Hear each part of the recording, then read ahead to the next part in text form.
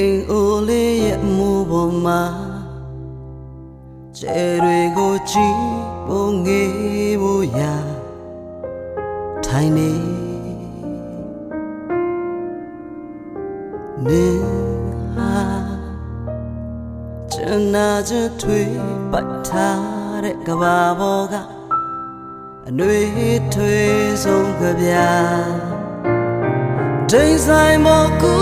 ကဝဲလဲရင်ကဘာမြေအားဆောင်ခဲ့ကကြည့်ဟူးထွေးပတ်ထားတဲ့လက်တွေတော်တော်လေးမြဲခဲ့ပါပြီ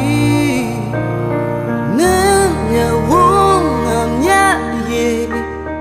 စံွယ်များပင်သက်ခါကြည့်ဟူးငိုပါလေ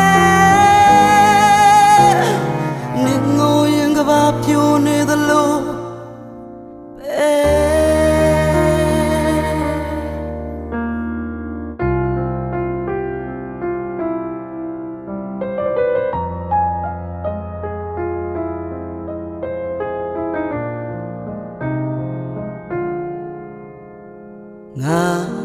ငါ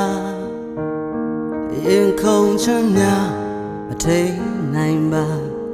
ကာယံတွေပြည့်ထဲခဲ့မိတော့ခေတ္တ